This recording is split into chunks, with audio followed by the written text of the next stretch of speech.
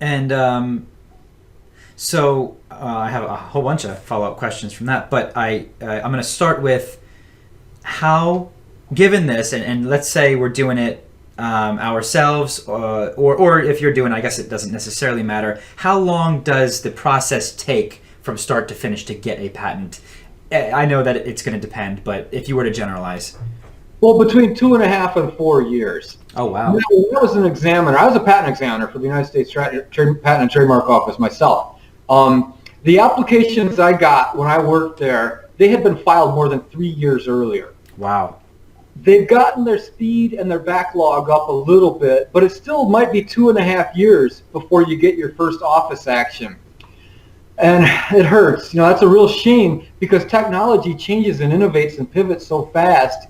You hate to have something sitting in the office that long doing nothing.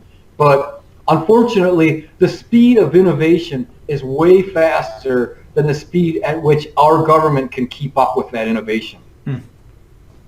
Wow. I didn't realize it was that long of a time frame. 2 to 4 years. I assumed it was 3 to 6 months or from when you file or whatever. But now that's just because I'm assuming that's just because there's such a huge amount of patents that are filed on a daily, weekly, monthly basis that, like you said, the backlog just exists and grows. And unfortunately, they're mostly filed by wealthy big companies, Canon, Fujitsu, Ricoh, and in the United States, Apple, Oracle, Cisco, Sure. other large entities. My former employer, IBM, they might file a 200 or 300 patent applications a week, and these applications are 60, 80 pages long.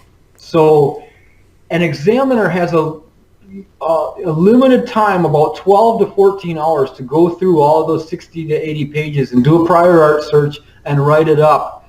And they can't possibly keep up. So, yeah, the United States is a real innovative country, and we've got a lot of good, hungry inventors. And there's a lot of people competing for the time and the attention of the examiner corps. So what we have is kind of a stalemate where you can get higher priority in the queue if you're over 65 or if you have a fatal disease and you might not be alive much longer. There are some exceptions, but in general, you have to wait. Wow. Um, wow. I didn't know that at all. You can you can have priority for age or for illness or all that. I didn't know that was actually factored in. It is, but it's very rare that someone successfully invokes it. And Okay. the doggone bummer, it's such a bummer, man. I hate to say it, but I am going to say it. And, the patent office people watching this are probably, going to be a little dissatisfied with my answer. But hey, I'm one of you guys. I used to work there too. I'm on your side. The truth is that even with that over 65, what's known as what is it known as? A certain permission, a mechanism for expediting the management of the application. Even with that, I've seen it where it did not speed things up 1 minute, and it Wow. still ended up taking 2.5 to 4 years anyway, Wow. even with the dispensation and the expedited prosecution. Wow. Oh man, that is really crazy.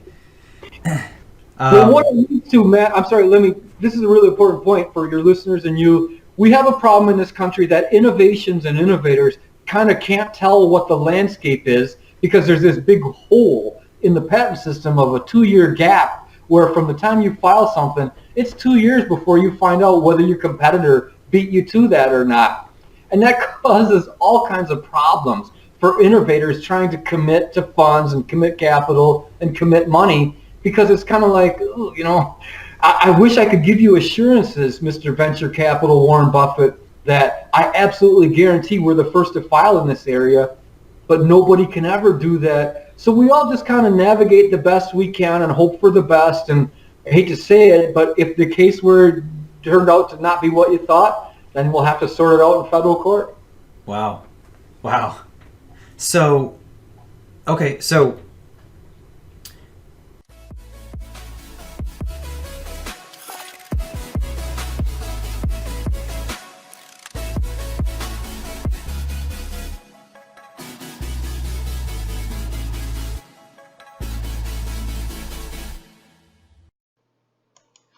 Thanks for watching.